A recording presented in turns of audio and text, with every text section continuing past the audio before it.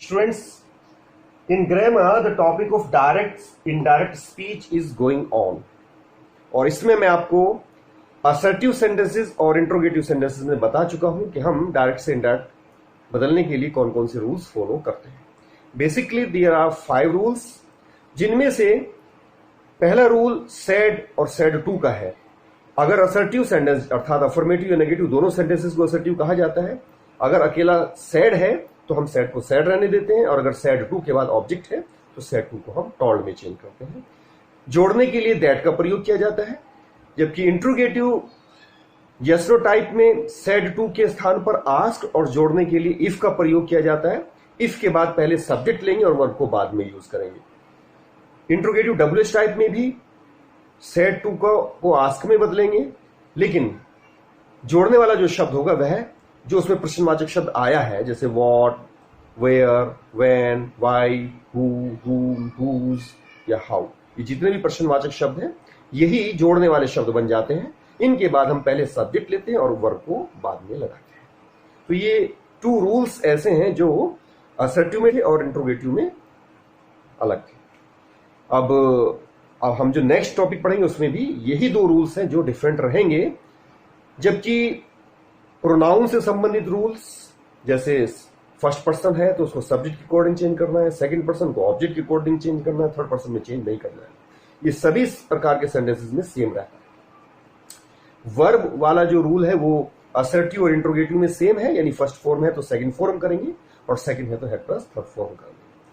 निकटता प्रकट करने वाले जो शब्द हैं वो भी सभी प्रकार के सेंटेंसेस में चेंज हो जाते हैं. तो students, third type of sentences are imperative sentences. Imperative sentences में अगर सेंटेंस प्लीज या काइंडली से शुरू है तो इंपेरेटिव सेंटेंस है, और प्लीज और काइंडली के तुरंत बाद इसमें मेन वर्ब आती है, इसमें सब्जेक्ट नहीं होता है. और अगर प्लीज और काइंडली नहीं है तो मेन वर्ब से ही वाक्य शुरू होगा, जैसे come here, go there, sit down, stand up, bring a glass of water, give me your book, इस तरह से. और एडवाइस वाले सेंटेंसेस भी इसी तरह से वर्ब की फर्स्ट फॉर्म से ही शुरू होंगे. अगर हम किसी को कार्य करने से मना करते हैं तो उसमें मेन वर्ब की फर्स्ट फॉर्म से पहले डोंट का प्रयोग कर दिया जाता है, और अगर किसी के सामने हम कोई प्रस्ताव रखते हैं तो लेटस का प्रयोग उसमें किया जाता है. इंपेरेटिव सेंटेंसेस में डायरेक्ट से इनडायरेक्ट बनाने के लिए सेड के स्थान पर सेंस के अकॉर्डिंग रिक्वेस्टेड, ऑर्डर या एडवाइस का यूज किया जाएगा, और करेक्टिंग वर्ड के रूप में टू का प्रयोग किया जाता है. टू के बाद वर्ब की फर्स्ट फॉर्म का ही यूज किया जाएगा. इसमें वर्ब को आप सेकंड या थर्ड में चेंज नहीं करेंगे.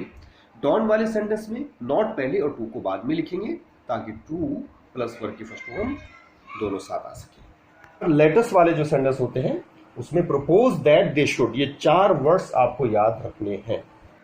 Next are exclamatory sentences. What do you mean by exclamatory sentences?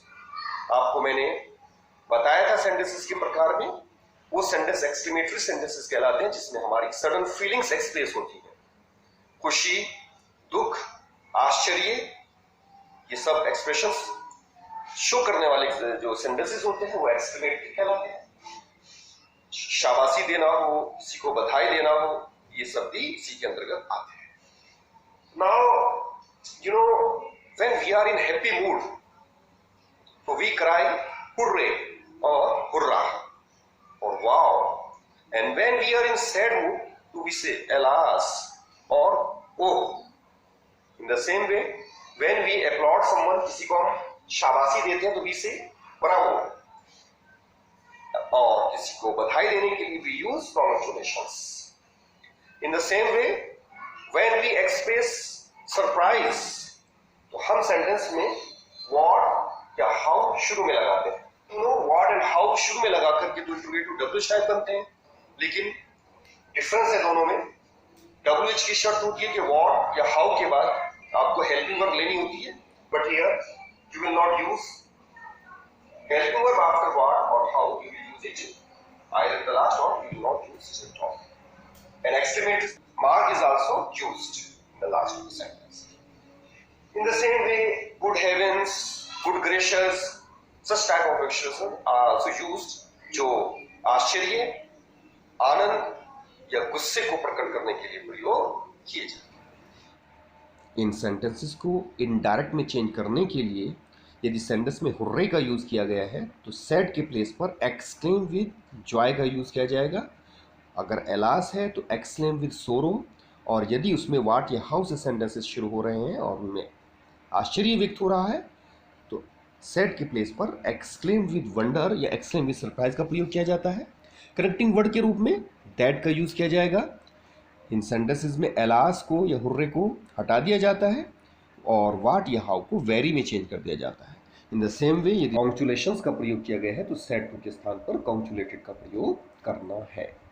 Students, इन सभी सेंटेंसेस में प्रोनाउन और वर्ब से रिलेटेड रूल वही हैं जो आपने असर्टिव और इंट्रोगेटिव में किए हैं, अर्थात फर्स्ट पर्सन प्रोनाउन को सब्जेक्ट के अकॉर्डिंग, सेकंड पर्सन को ऑब्जेक्ट के अकॉर्डिंग चेंज करना है।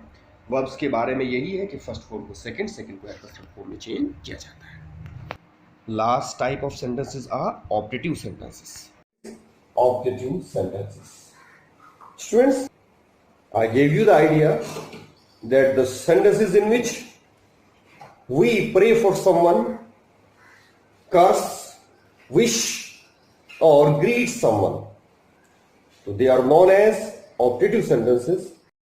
इन सेंटेंसेस को डायरेक्ट स्पीच से इनडायरेक्ट स्पीच में चेंज करने के लिए सेड टू की प्लेस पर सेंस के अकॉर्डिंग प्रेड, विश्ड, कर्स्ड या बेड का प्रयोग किया जाएगा और कनेक्टिंग वर्ड के रूप में दैट का यूज़ किया जाता है। स्टूडेंट, दैट के बाद पहले सब्जेक्ट का यूज़ करना है और उसके बाद मे की सेकंड फॉर्म माइट कर दी जाएगी। प्रोनाउन से रिलेटेड रूल वही हैं जो आपने इससे पहले किए हैं। So that was all about the 5 types of sentences in indirect speech.